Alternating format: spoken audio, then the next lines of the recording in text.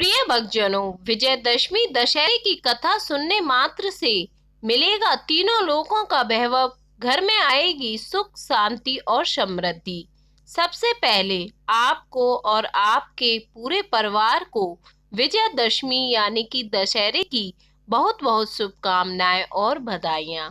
जैसा कि आप जानते हैं, अश्विन मास की 10वीं तिथि को पूरे देश में दशहरा या विजयदशमी का त्योहार बड़े ही धूमधाम के साथ मनाया जाता है। दुर्गा पूजा की 10वीं तिथि को मनाया जाने वाला दशहरा बुराई पर अच्छाई और असत्य पर सत्य की विजय का प्रतीक होता है। ऐसा कहते हैं कि दशहरा या विजयदशमी के दिन बिना शुभ मुहूर्त भी शुभ कार्य को किया जा सकता है। इस दिन किए गए नए कार्य सफलता हासिल होती है। नए कार्यों में सफलता अवश्य ही मिलती है। विजयदशमी या दशहरा के दिन श्री राम, माँ दुर्गा, श्री गणेश और हनुमान जी की आराधना करके परिवार के मंगल की कामना की जाती है।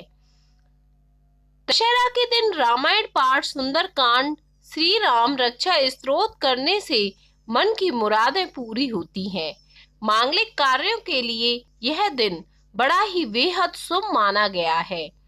दशहरा या विजयदशमी सर्व सिद्धिदायक तिथि मानी जाती है, इसलिए इस दिन सभी शुभ कार्य फलहारी माने जाते हैं। इसलिए इस दिन सभी शुभ कार्य फलकारी माने जाते हैं। दशहरा के दिन बच्चों का अक्षर लेखन, घर या दुकान का निर्माण, गृह प्रवेश, मुंडन, नामकरण, अन्नप्राशन, कर्णछेदन, यज्ञोपवीत संस्कार और भूमि पूजन आदि कार्य शुभ माने गए हैं। विजयदशमी के दिन विवाह संस्कार को निषेध माना गया है। इस साल दशहरा या विजयदशमी का त्योहार 25 अक्टूबर को मनाया जाएगा। दशहरा हर साल दीपावली से ठीक 20 दिन पहले मनाई जाती है। विजयदशमी वर्ष के श्रेष्ठ मुहूर्त बसंत पंचमी और अक्षय तृतीया की तरह ही शुभ माना गया है।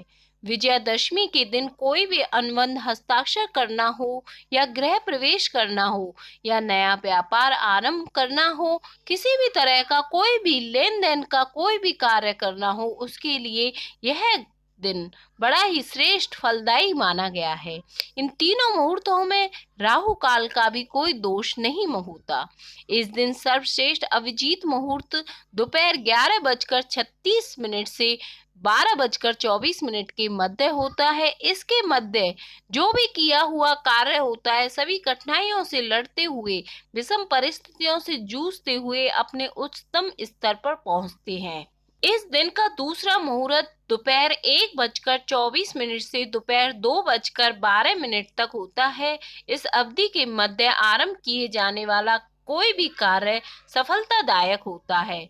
दशहरा का पर्व साल के सबसे पवित्र और शुभ दिनों में से एक माना गया है। यह दिन मुहूर्त में से एक है। यह दिन 3 मुहूर्तों में से एक है, जिसमें ना हमें राहु काल की देखने की जरूरत होती है, ना कोई शुभ मुहूर्त दिखवाने की जरूरत होती है। यह 3 मुहूर्तों में से एक है। साल का सबसे शुभ मुहूर्त चैत्र शुक्ल प्रतिपदा, अश्विन शुक्ल दशमी और वैशाख शुक्ल तृतीया। यह अवधि किसी भी चीज की शुरुआत करने के लिए उत्तम होती है। दशहरे की कहानी। एक बार पार्वती जी ने शिव जी से पूछा कि लोगों में जो दशहरा का त्योहार प्रचलित है, इसका क्या फल है। शिव जी ने बताया कि अश्विन शुक्ल दशमी को सायंकाल में तारा उदय होने के समय विजय नामक काल होता है, जो सब इच्छाओं को पूर्ण करने वाला होता है। शत्रु पर विजय प्राप्त करने वाले राजा को इसी समय प्रस्थान करना चाहिए। इस दिन यदि श्रवण नक्षत्र का योग हो तो वह और भी शुभ होता है। मर्यादा पुरुषोत्तम भगवान रामचंद्र ने इसी विजय काल में लंका पर चढ़ाई की थी, इसलिए यह बहुत पवित्र माना गया है और क्षत्रिय लोग इसे अपना प्रमुख त्योहार मानते हैं। शत्रु से युद्ध करने का प्रसंग न होने पर भी इस काल में राजाओं को अपनी सीमा का उल्लंघन अवश्य करना चाहिए। अपने तमाम दल बल को सुसज्जित करके पूर्व दिशा में जाकर समी वृक्ष का पूजन करना चाहिए। पूजन करने वाला समी के सामने खड़ा होकर इस प्रकार ध्यान करे। हे समी, तू सब पापों को नष्ट करने वाला है और शत्रुओं को भी पराजय देने वाला है। तूने अर्जुन का धनुष धारण किया और रामचंद्र जी से प्रिय वाणी कही। पार्वती जी बोली, समी वृक्ष ने अर्जुन का धनुष कब और किस कारण धारण किया तथा रामचंद्र जी से कब और कैसे प्रिय वाणी कही थी, सो कृपा करके यह मुझे समझाइए। शिव जी ने उत्तर दिया, दुर्योधन ने पांडवों को जुए में हराकर इस शर्त पे वनवास दिया कि वे 12 वर्ष तक प्रकट रूप से वन में जहां चाहे फिरें, किंतु 1 वर्ष बिल्कुल अज्ञातवास में रहें। यदि इस वर्ष में उन्हें कोई पहचान लेगा तो उन्हें 12 वर्ष और भी वनवास भोगना पड़ेगा। उस अज्ञातवास के समय अर्जुन अपना धनुष बाण एक समी वृक्ष पर रखकर राजा विराट के यहाँ बृहत्रला के वेश में रह रहे थे।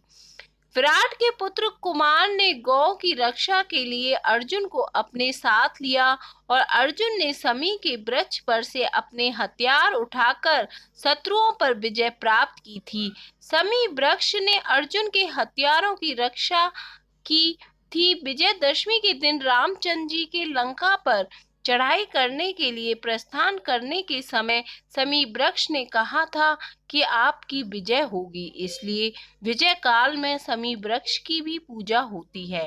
एक बार राजा युधिष्ठिर के पूछने पर श्री कृष्ण जी ने उन्हें बतलाया था कि हे राजन, विजयदशमी के दिन राजा को स्वयं अलंकृत होकर अपने दासों और हाथी घोड़ों का श्रृंगार करना चाहिए तथा गाजे वाजे के साथ मंगलाचार करना चाहिए। उसे उस दिन अपने पुरोहित को साथ लेकर पूर्व दिशा में प्रस्थान करके अपनी सीमा से बाहर जाना चाहिए और वहां वास्तु पूजा करके अष्ट दिक्पालों तथा पार्थ देवता की वैदिक मंत्रों से पूजा करनी चाहिए।